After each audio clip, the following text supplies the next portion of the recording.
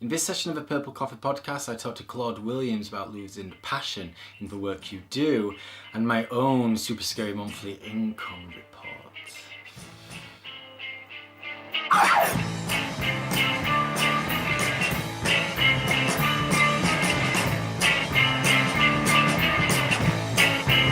Hello and welcome to the Purple Coffee Podcast, inspiring stories from creative entrepreneurs. This is session 8 and I am your host, Turn Dog.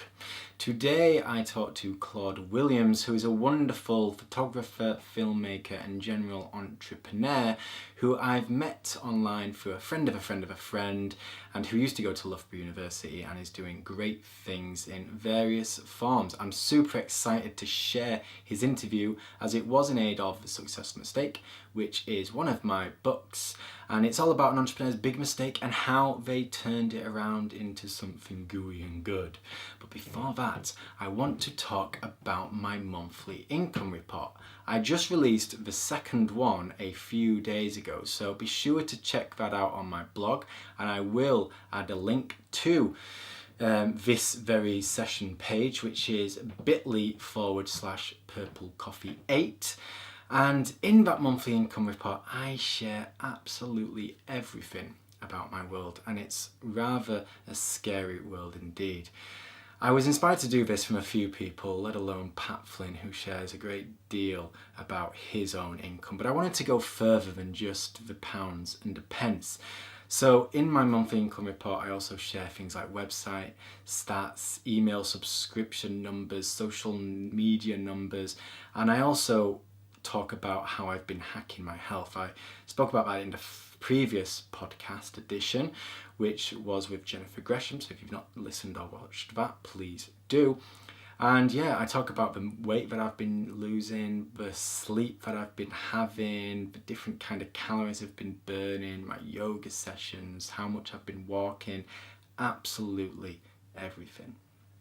This, I assure you, has been a very scary thing to do. And when I wrote the very first edition in June, it was probably the most scary and terrifying blog post I have ever written, hands down. This one is just up there again. It's super scary because I am still very much finding my feet. My numbers aren't impressive. You look at someone like Pat Flynn's, he makes 80 grand a month. Well, who wouldn't want to share stuff like that? Although, to be fair to Pat, he was sharing when he was just making a few thousand too. But I'm sharing my money now when, I'm often losing money, or if I'm making anything, it's very small indeed. I don't have impressive subscription numbers. I don't have much of anything that's impressive, really. I'm still a writer, storyteller, an entrepreneur, finding his feet, hustling each and every week, and trying to make my dreams come true. So if you want to see a true insight into my world, hopefully pick up a few tips on the kind of tools that I use to track everything, then be sure to check out that blog post. Like I say, it's very detailed, very, very long, but hopefully it's a rather entertaining read, if for anything other than you just get to laugh at my current state of affairs. So what about this session of the Purple Coffee Podcast, and who is this Claud Williams fellow?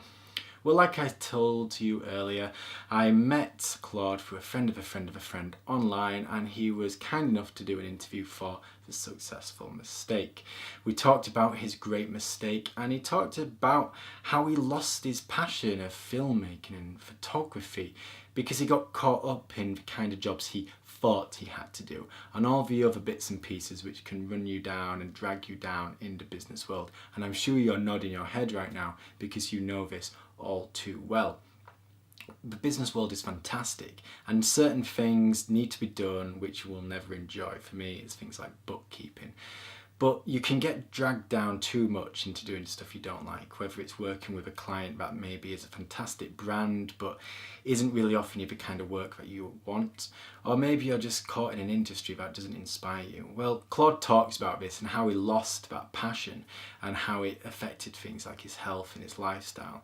And yeah, he tells us about how he regained that and how it's taken him on a fantastic road since. And although he's still relatively new and infantile in his journey, it's one which is going places, I can assure you. And Dream Nation is an organisation I can't wait to see progress to high levels indeed.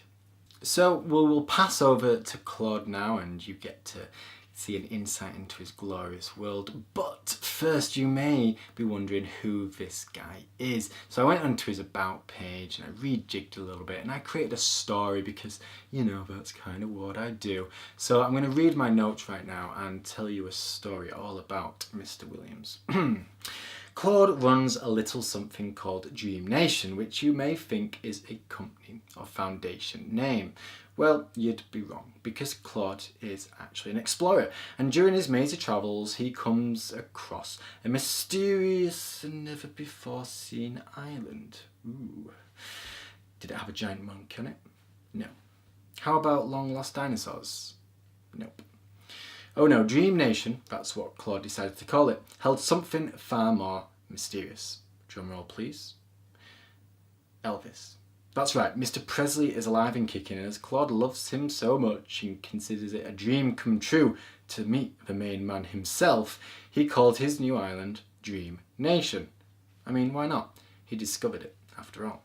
Well, that or Claude is a filmmaker, an entrepreneur and photographer who helps fulfill dreams through awesome projects. I'll let you and your whimsy decide which is the truth. Over to you, Claude. I'm happy to be joined this evening by Claude Williams, who is a practical dreamer and a visual artist. So I'm intrigued to hear a bit more about that because it's an interesting insight. And Claude set up his first company when he was 17 years of age, so he's another young entrepreneur who's getting it done and learning as he goes along. So Claude, thank you very much for joining me today. No problem at all. Well, I'm excited to hear Claude's view. This is all for the successful mistake. So we're going to be looking at mistakes, adversity, and how to overcome everything. But before we get to all that, Claude, please tell us a little bit about yourself and what it is that you do. Okay then. So firstly, my name is Claude Williams. I own a media company called The Creative Circle, and what we do is provide creative services, mostly photography and video, for medium to large businesses. As you mentioned before, I like to call myself a practical dreamer as well. So what I basically mean by that is I'm involved in a lot of things outside of my business, a lot of big ideas, and what I tend to do is just literally pursue everything I do in a practical way. And as part of that, I'm going to be releasing a blog pretty soon called Dream Nation, with the idea behind it of inspiring other people to follow their dreams, as well as giving practical advice to do it. Fantastic. And what I gathered, as soon as I saw you, I kind of got a snapshot, and you're very much around the idea of storytelling. You know, it's this idea of, sharing these stories, sharing these visuals, and giving an insight into your world. That's exactly it. One of the big things I'm a massive fan of is using multimedia to actually get your story across. Yeah. As humans, like, storytelling is the easiest way for us to remember and learn about new things. So, and now we live in a world where we have cameras on our phones, we have videos on our computers. I mean, video calls on our computers. So why not tell our stories in more interesting ways? I couldn't agree more. It's what I do, and yeah, every story should be shared in a way that's perfect for that particular scenario. So yeah, agree wholeheartedly. Well, I must say I'm very interested in hearing sort of your insights today, because starting at 17, it's a young age. You're still a young man now. You know, I'm sure you've gone through that adversity, you've gone through challenges, you've overcome obstacles. So I'm hoping you'll share a story with us, one of the mistakes that you've made over the years, and then what you did to turn it around. So over to you. Okay then. So do you want me to just go straight into my mistakes that I made? Yeah, just go into one of the mistakes that you think will sort of stand out, and was a bit of an impact on your life, and then sort of what happened, and then how you overcame that. All right then. I would say the biggest mistake I made was a really slow one that took a while to realize, and that was I put too much pressure on myself to get the work done. So what I mean by that was, as you know, I'm a visual artist. I specialize in photography. I also do video work, and photography was something that I completely fell in love with around 18, 19, 20, that sort of age. And I used to like doing it, like being able to do it as my job was a dream come true. Like, to be able to get paid to do something you love is absolutely amazing. But what happens when you put too much, and when you try to take on all the pressure for yourself, so when you try to do all the work, is that well, in my case anyway, I ended up falling out of love with photography. So what I eventually led to was in the summer of 2012, so just last summer, I actually, even though that was the best summer of my business, we had made the most money we'd ever made, and so on and so forth. I actually had to quit photography. I couldn't take it anymore because every single time I used to dread the idea of picking up my camera and going to work for somebody else. And when I realized that my passion had completely gone, it didn't, like, no amount of money ever didn't mean anything to me. And I then, like, reached a point where I was gonna have no business and I was gonna have no passion left for even the thing that I used to love. So my biggest mistake was trying to, like I said, trying to do it all myself. What it then eventually led to was a couple of months later, after quitting photography, I managed to feel a bit more love for the genre itself. But what I used to do was I only did work that I was passionate about, or only did things which I wanted to do for myself. So I actually, even as it is now, clients can't actually book me to do any photography or video work. So the reason how I actually run a media company is I actually now have a group of people that I work with. So that's one of the reasons we had to rebrand everything, and I only recently released the Creative Circle as a new business.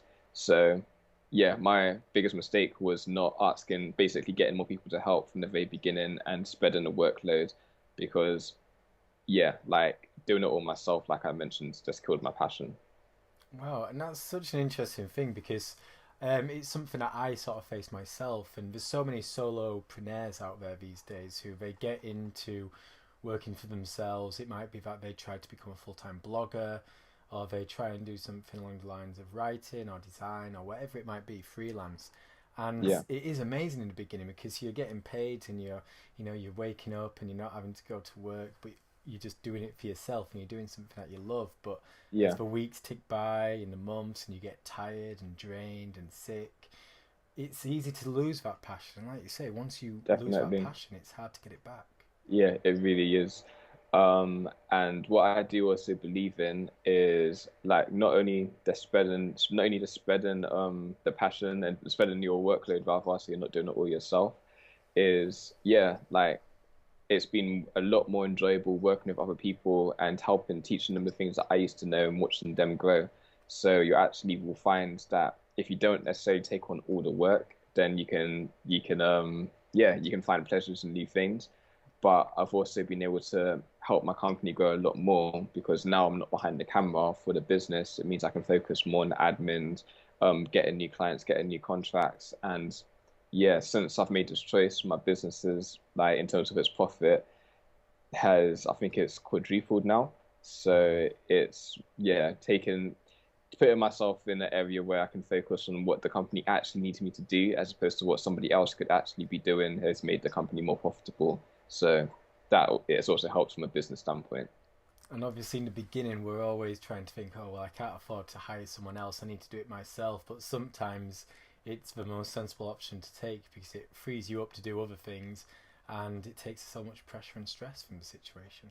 Yeah, definitely. That was when all my friends used to tell me before, why don't you get other people to help you? Why don't you get other people to help you? That was my main reason, was saying like, it's just not, I can't afford it. Yeah. It just doesn't make sense. But as it is now, to begin with, the first person that got involved with helping with the work did it completely voluntary. Like they just said they would do anything to just come along and learn and get some hands-on experience. And just having that one person there allowed me to bring down a bigger contract, which meant I was still able to pay them in the end. But what you'll probably find as a young entrepreneur, whether it is in media or if you're blogging, like whatever it is, if you're moving in a direction that excites other people, a lot of them will want to be involved in one way or another. And if not, you're another mistake that you should avoid is being afraid to ask your friends and family for help, because a lot of people just want to see you be successful. Mm. And yeah, taking out a few hours a day or a week or maybe now and again to help you be a massive success one day would not be a problem. Fantastic. And in the beginning, you said that it was a slow burner. How long did it take for you to start doing photography? and then ultimately fall out of love with it. Out of love with it. Yeah. I started photography when I was 18. And yeah, so and I burnt out in 2012, so about 4 years worth of yeah, and it did take me a while. I think I actually would have fallen out of love with photography somewhere around 2011, but I didn't actually realize what was happening until 2012. And that's insane because so often we associate mistakes with something. We do something wrong, and then the next Mm. day our world comes to a crumbling heap. But these things, which happen over time, over the space of a few years, they can sneak up on you, and you don't really notice they're there. Yeah, definitely. Um, and yeah, like it was the funny thing about this mistake, as I mentioned, is something people used to tell me all the time if you that to get other people involved because you can't do it all yourself. And yeah, I guess as entrepreneurs, it's very easy to believe that we can do all things essentially, because we can know like a lot of we can learn to do anything we want to do. We can learn to design our own websites, we can learn to do our own media, we can learn to do basically anything. And sometimes as a young entrepreneur, it's easy to think, okay, to save money, I'm going to learn to do it all myself and therefore do it all myself. But having that type of pressure on yourself, it's just more than I think humans have kind of built to do in all reality. So, since you've taken a step back, have you found yourself rediscovering that passion now? You mentioned that you only work physically on the projects that you have a great deal of passion for. Are you Yeah. finding slowly that when you are going out and taking the pictures and getting behind the camera, that it's becoming fun again? Oh, it's more than fun. I haven't had this much fun doing photography the whole like since literally learning how to do it right at the Yeah. beginning. So now it's like I know if I pick up a camera, it's something like it's I know it's going to be only something I'm so passionate about doing. So it's always a highlight of my day when I do actually go to get my camera now. That's so cool to hear. That's so good because one of them things when you love something so much and then you fall out of love with it, it's usually always going to be there in the back of your mind. Sometimes you just need to take a bit of a step back, and you don't usually just fall out of love with things. The passion will always remain. You just might have to bring in sort of a new outlook and a sort Yeah, of new vision toward it. And obviously, definitely. doing this, it's allowed you to grow your business, and it's allowed you to look at other avenues like blogging, and I suppose taking more of an impact on you as an individual. So, taking a step back from doing everything yourself, it's opened up an entire new world for you. Completely. It's even like one of the things I've been noticing over the last few months since I've made this change is I've actually now got the time and brain space essentially to grow as an actual individual. Mm. Um, because yeah, I essentially used to work for every working hour of my day. And it was never a problem because I used to love working, but or I never thought it was a problem. But like as I mentioned, when I realized that I didn't want to do any of it last summer, that's when I realized, yeah, we really can't work non-stop like that. But now I've got time to read. I'm eating properly. I actually get 8 hours of sleep a night. Wow. Get exercise and all of that, and it's just making me a much better person. And to match that, now that I've got time to live a life outside of my business, I I can't even compare the levels of productivity that I can now take to my workday. So I'm getting more done than I've ever done in the past, but I'm also working less than half the time I was previously.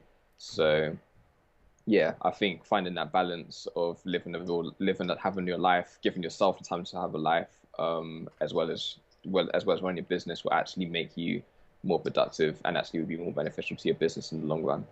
And the key word there, which I hear, is balance. Because when you start out a new business, and I don't think this applies just to young people, but you Mm. feel like you have to be working every single minute of every hour of every day to justify bringing in the money.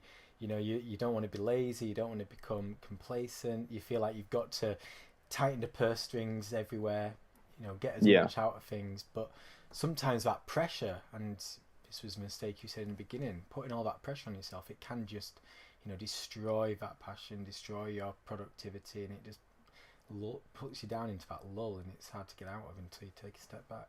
definitely. And when one thing I've been finding is along with like balancing my life out and like I mentioned, being a lot more energetic and happy about what I'm doing, it's it's very obvious to people that you work with and the Mm. people around you, and it's made it a lot easier to actually win clients because they can see your enthusiasm as well as get people to want to work with you. I don't ask people to work with me anymore. People will now come to me because they can see how energetic and how happy I am about what I'm doing.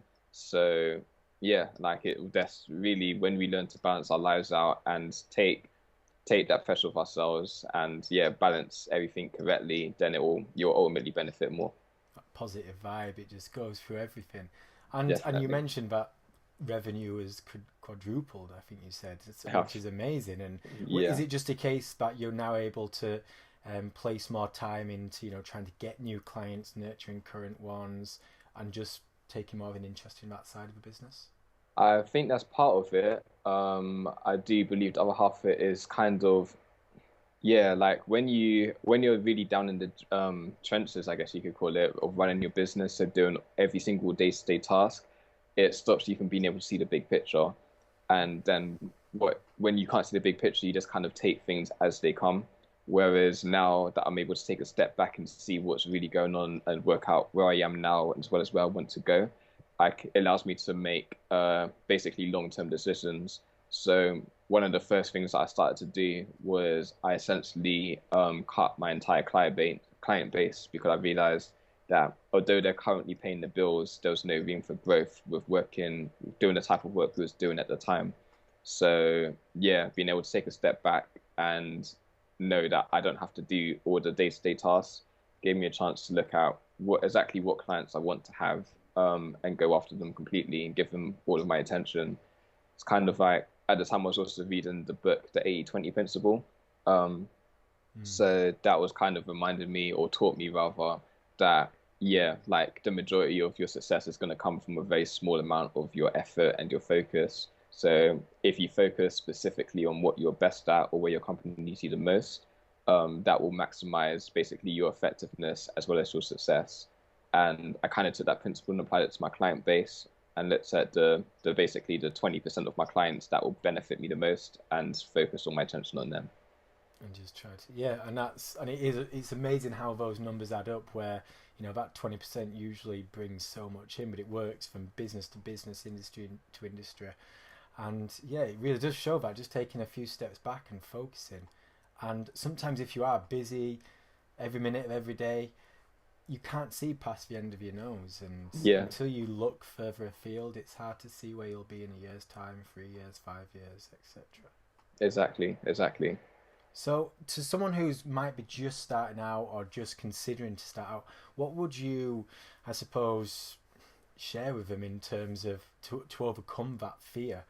Did it take something particular for you? Was it the case that you just fell out of love with photography, or did you see other signs going around the business as well? So what's the question again? What exactly, what advice I'd give to somebody to do I what? guess kind of see these signs coming in See what's terms coming. of, you put pressure on yourself, which I think everyone probably does when you start up a business or you become freelance or anything like that. How do you get out of that rut and I suppose get yourself in a position where you can see the bigger picture and you can let other people in and you can Okay. start to appreciate the world around you? Okay. The first thing is seeing the signs come in, as you mentioned. I would say, uh, how did I know? Okay, if it's a struggle for you to get to go to do your work, so if it's a struggle for you to open your laptop or pick up your pen, pick up your camera, whatever it is that you do, if you find yourself procrastinating a lot from doing it, it means that you're starting to lose your passion for it. Because at the beginning of my photography career, nothing could get between me and my camera, and by Okay. the end of like 2000 or middle of 2012, when I went out, basically it would take so much for me to actually want to go anywhere near my computer or my camera. So those would be the warning signs. Is if you're procrastinating a lot, it means there's probably you're beginning to lose your passion. Um, how to get out of a rut? What I would say is, yeah, as you've mentioned, just take a step back. For me personally, I stopped everything. I said to myself, it doesn't matter what opportunities come for this section of time. I'm not going to do it anymore. And I think it was really about 2 or 3 months where I didn't pick up anything to do with my business or anything like that. I'm not saying that you need that long, and I'm not even saying that that's going to be enough time. I guess it depends completely on you and your circumstance, but just give yourself time to kind of reset, work out what it is that you are passionate about, work out where you want to go, and then as we take practical steps to making it a reality. Fantastic. Well, it's been a great insight. Thank you very much, Claude. And it is fantastic to hear a journey of a man who is still young, still in the infancy of his journey, but has come across those obstacles. And losing a passion is such a scary one, because we usually get into a business because we love something so much. And then if you wake up one day and realize you don't love it, it is quite a scary moment, I can assume. Definitely, yeah, it really was.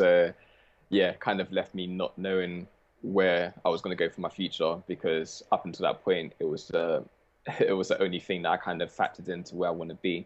So the idea of quitting it was extremely daunting, but yeah, facing your fears head on definitely is the way forward. Absolutely, and it doesn't, it isn't necessarily the end. Just because you wake up one day and you don't have that same passion doesn't mean that it won't be back in a few weeks or a few months' time if you just change your course a little. So, thank you very much for joining me this evening, Claude. It's been an absolute pleasure, and I hope the viewers have come away with something, which I'm sure they have. So, thank you. That's great, no problem. Thank you very much for having me. Cheers. And there you go. Thank you so much for watching / listening to session 8 of the Purple Coffee podcast. And indeed, thank you to Claude for joining me both for this podcast and this successful mistake. I sympathise a great deal with his issue, because writing is something I got into because I love, but when you start doing it day after day, and maybe you're doing things that isn't purely based on passion, that love can slowly but surely dwindle. And that's a horrible thing, because when you get into a business built on passion, you do so because you like the idea of waking up every day with a smile, excited to go and get things done. The last thing you want to do is for it to become a chore.